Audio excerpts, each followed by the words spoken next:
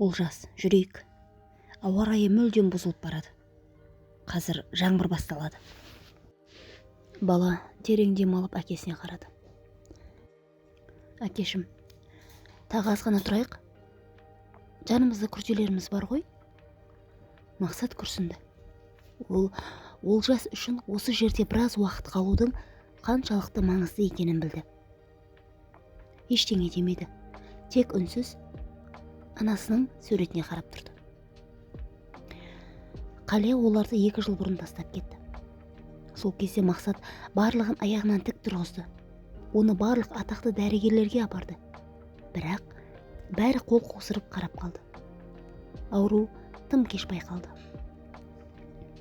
Олжас 7 жаста еді. Анасы қайтыс болғанда.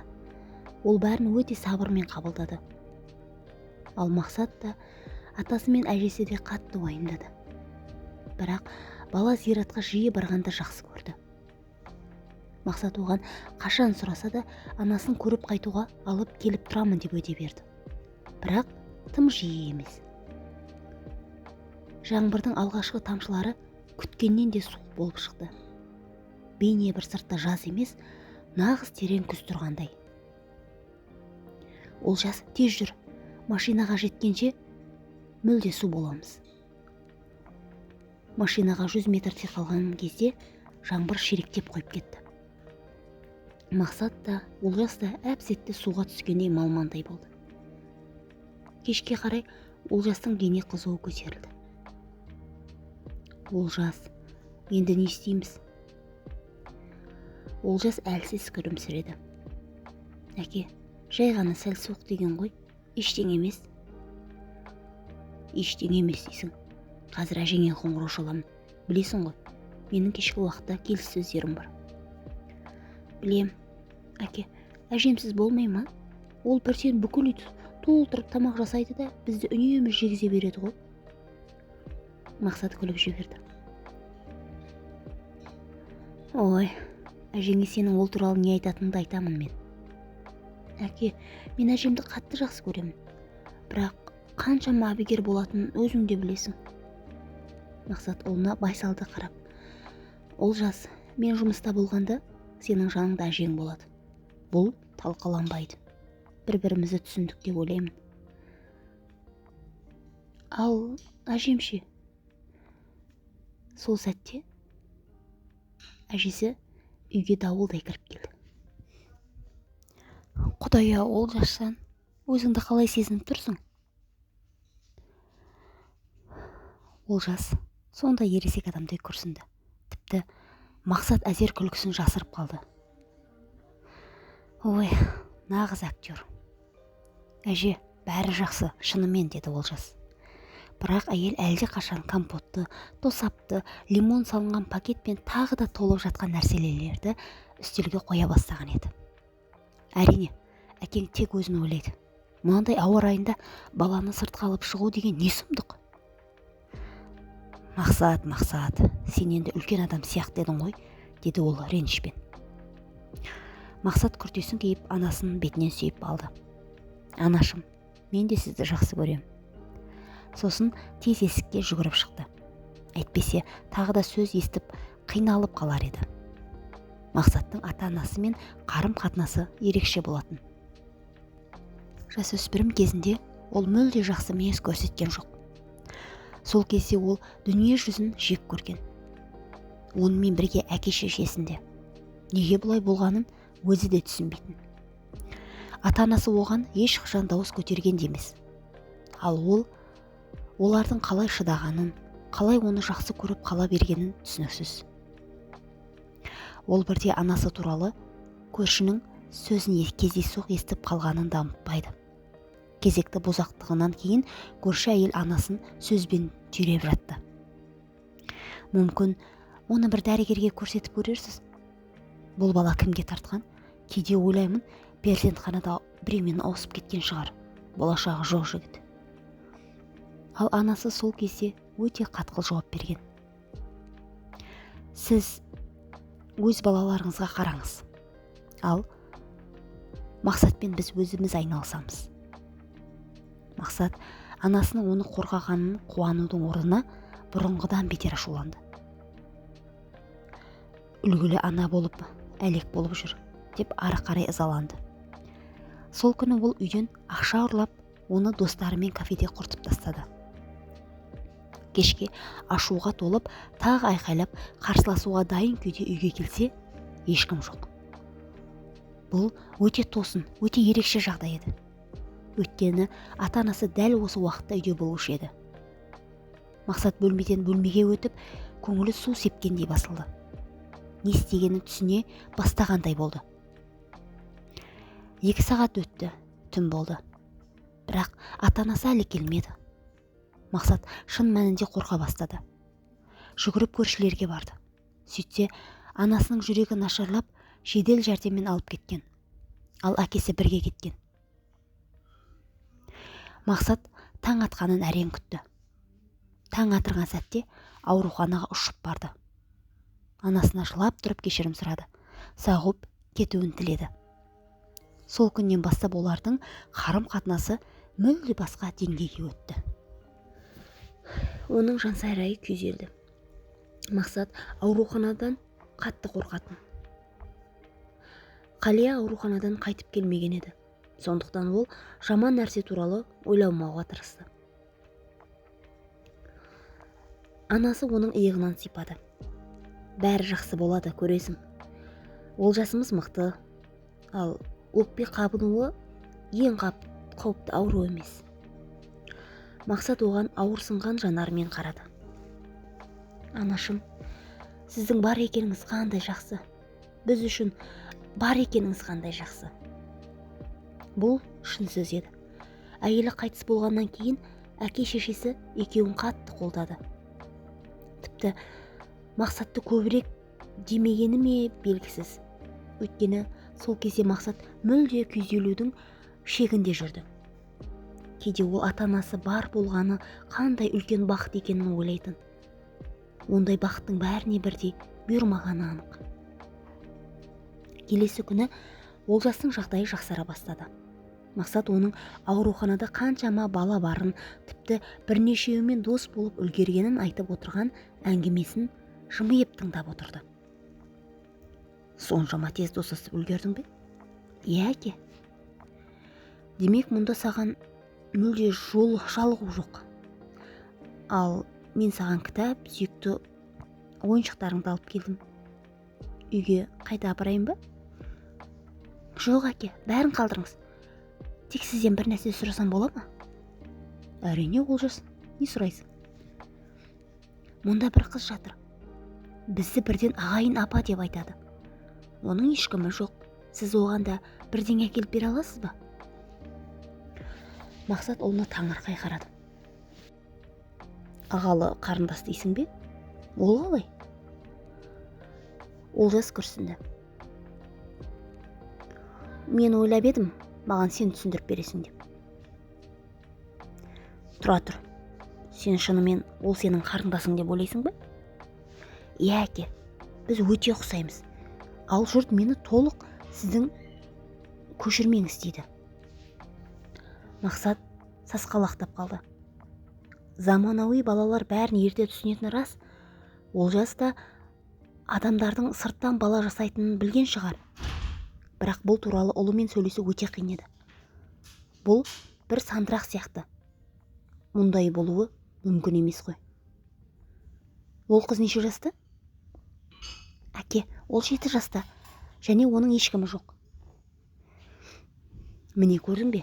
Ал мен ол кезде сенің анаңмен үйленіп қойған. Маған қатысты болатын ешқандай қыз болуы мүмкін емес. Жақсы, әке. Онда білмеймін қалай түсіндіруді. Онда мен сізді олмен таныстырсам қалай қарайсыз? Мейлі. Мақсат ұлының оған толық сенбей тұрғанын сезді. Бұл дұрыс емес еді. Себебі ол әйеліне ешқашан опасыздық жасамаған.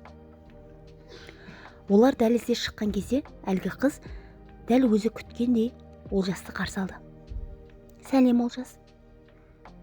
Сәлем, Назым. Таныс, бұл менің әкем. Қыз оның жүзіне қарады. Көздері бірден үлкейді. Келесі сәтте ол айқайлап жіберді. Әке, әкетай. Неге сонша ұзақ келмедің?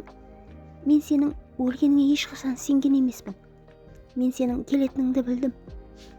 Қыз оны құшақтап жіберді. Ал Мақсат не істерін білмеді. Балада истерика басталды. Медбикелер жүгіріп келді. Қызды алып кетті. Олжас жылап тұрды. Мақсат мүлде абдырап қалды. Мақсат Сапарұлы, кабинетке өтейік, деді бір дәрігер келіп. Мақсаттың жанында бөлім меңгерушісі тұр еді. Түк түсінбей тұрмын. Олар орындыққа жайғасты. Дәрігер сөз бастады. Назым 3 жыл бұрын балалар үйінен түсті. Оның ата-анасы жол апатынан қаза тапқан. Екеуі де балалар үйінде тәрбиеленген, яғни қыздың еш жақыны қалмаған. Ол бізде жиі жатады, денсаулығы әлсіз. Оған теңіз жағасына демалу қажет. Бірақ мен сізді ол үшін шақырған жоқпын. Міне қараңыз, бұл маған медбике берген сурет. Бұл қыздың ата-анасының суреті. Ол әрдайым осы суреттерді қасында ұстайды. Мақсат суретті алды. Неге керек екенін түсінбей тұрған. Бірақ суретте көз салған сәтте қозғалысын тоқтатты. Суретте жас, әдемі әйел және өзі, дәл өзі. Тек онда ол ешқашан кимеген киіммен тұрған. Ал қасындағы әйелді Мақсат тіпті танымайтын. Бұл не сонда? Мен де соны ойладым. Айтыңызшы, сіздің егіз бауырыңыз болмады ма? Жоқ, мен ата-анамның жалғызбын. Сіз асыранды емессіз бе? Жоқ, не айтып тұрсыз? Онда мен де түсінбедім. Кешіріңіз. Суретті алып шығуыма бола ма? Бірнеше сағаттан соң қайтарып беремін. Ата-анама барамын. Бәлкім олар бірдеңе айтар. Жарайды. Назым кешке дейін ұйықтайды. Біз тыныштандыратын дәрі салдық. Ұзаққа созбауға тырысыңыз. Әжесі оған алаңдай қарады. Саған не болған? Бәрі жақсы ма? Мақсат басын изеді. Үйге кіріп, әкесімен амандасты. Сіздермен сөйлесуім керек. Ата-анасы бірден мазасызданды. Мақсат, сен бізді қорқытып тұрсың. Не болды? Әке, ана, мұны қалай түсіндіремді де білмей тұрмын. Қараңыздар. Бүгін менен егіз болмадың ба деп сұрады. Мен нық сеніммен жоқ дедім. Сосын маған мынаны көрсетті. Бөтен адамдар осыншама ұқсас болуы мүмкін емес қой. Анасы қолы дірілдеп суретті алды. Әкесімен бірге ұзақ қарады. Сосын әкесі ауыр үнмен сұрады. Мына жігіт қайда? Ол жоқ, қайтыс болған. Қызы қазір Олжаспен бір бөлімде жатыр. Бәрі оларды бауырлар деп ойлайды. Өйткені екеуі бір-бірінен айнымайды. Анасы күйеуіне қарады. Ауыр күрсініп сөз бастады. Бізде бала сүю мүмкіндігі болмады, мүлде. Біз көп ойландық.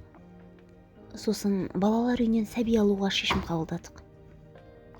Сол жерде сені көрдік, және бірден білдік, сен біздікісің деп. Бірақ болды. Сенің егіз бауырың бар еді. Ол сол кезде әлі анасымен бірге болатын. Сені ауруханадан алып кеткен, күтімі нашар болғандықтан. Анасы ішімдікке жақын болып, екінші баласын бергісі келмеген. Өйткені өзін жақсы ана санайтын. Әрине, кейінірек оны ата-ана құқығынан айырар еді. Бірақ дәл сол сәтте сенің бауырың балалар үйінде болған жоқ. Біз одан кейін қайта келіп, оны да алмақ болдық. Бірақ бізге отбасы болып жүрген ұнады. Барлық жерде бірге болу, ешкіммен бөлек болмау. Сөйтіп, балалар үйіне бармауды шештік. Ойладық, сені біз алдық, ал оны біреу бәрібір асырап алады. Бөлмеде тыныштық орнады. Яғни, мен сіздің балаңыз емеспін. Анасы аяғын тарс еткізіп. Сен біздің баламызсың. Бұлай айтқаныңды естімейтін болайын. Бірақ енді өзімізде не істеу керегін білмейміз. Олар тағы үнсіз қалды. Ақыры Мақсат ата-анасына тіке қарап: сіздер түсінесіңдер ғой, ол қыз менің туған жиенім. Мен оны ол жерде қалдыра алмаймын. Менде тек бір сұрақ бар. Анашым, әкешім, сіздер маған көмектесесіздер ме? Анасы жымиып: әкесі, біз шынымен жақсы ұл тәрбиелеппіз. Нағыз азамат. Әрине, Мақсат, бұл жерде сөзде болмауы керек.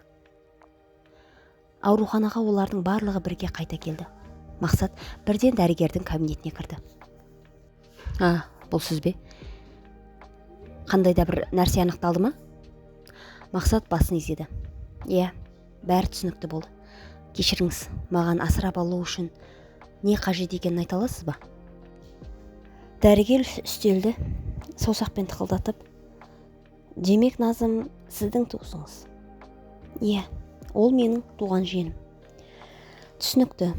Онда бұл жағдайды әлде қайда жеңілдетеді. Олжас Назымның қасында отыр еді. Назым, жыламашы. Қазір әкем келеді. Бәрі анықталады. Бірақ ол менің әкем ғой. Олжас не дерін білмейді. Тек әкемді күтейік болды деді. Ақыры палата есік ашылып, дәрігер кірді. Артынан Мақсат ата-анасымен бірге. Сәлем, Назым. Менің атым Мақсат. Қыздың көзі кең ашылды. Неге Мақсат? Әке, сіздің атыңыз Арман ғой? Мақсат күрсініп оның қасына отырды. Сен енді үлкен қызсың. Бәрін түсінесің. Саған бір әңгіме айтып берейін. Тыңдап көр, жарай ма? Мақсат айтып болып, тыныштық орнады. Назым ақырын: яғни менің әкем жоқ. Мені қайтадан балалар үйіне апара ма? Жоқ, дәл мұнда сені қателесіп тұрсың. Біз сені аламыз. Өйткені сен менің бауырымның қызысың. Егер рұқсат етсең, мен саған Арманның орнына толтыруға тырысамын. Қандай жағдай болса да қолдан келгеннің бәрін жасаймын. Назым үндемеді. Тек көз жасын сығып, үнсіз жылады. Мақсат дәрігерге қарап, не істерін білмей отырғанда, Олжас оны құшақтай алды. Неге жылайсың? Біз шынымен әпкелі бауыр болып шықтық. Бұл керемет қой. Сен әрдайым мені қолдайсың. Мен сені қорғаймын. Әкем саған көп әдемі қуыршақ сатып алады. Тіпті саған менің ең жақсы кран ойыншығымды да ойнауға беремін. Біз бірге мектепке барамыз, бірге каруселге мінеміз. Назым Олжасқа қарап: бірге, шынымен ба? Әрдайым ба? Әрдайым. Басқаша қалай болуы мүмкін? 3 ай өткен соң Олжас, Назым және Мақсат зиратқа бірге барды. Енді олардың бағыты біршама өзгерді. Алдымен Назымның ата-анасына баратын. Мақсат оларға әдемі ескерткіш пен қоршау қойғызды. Біраз үнсіз отырып, олар қалаға баратын. Бірақ бұл жолы сапарлары қысқалау болды. Өйткені балалардың қашанда істейтін шаруасы көп болды. Назым би үйірмесіне бара бастады. Ал Олжас оған жалғыз болмасын деп, сол спорт кешеніндегі боксқа жазылды. Мақсат балаларды сабаққа апарып алып жүруге көбірек уақыт бөлетін болды. Бір жағынан ол жақсы әке болғандықтан, екінші жағынан Назымның би мұғалімі Мақсатқа қатты ұнай бастаған еді. Бірақ бұл басқа әңгіме. Әңгімені тыңдағандарыңыз үшін рахмет. Арнама тіркеліп, лүпіл басып кетеміз.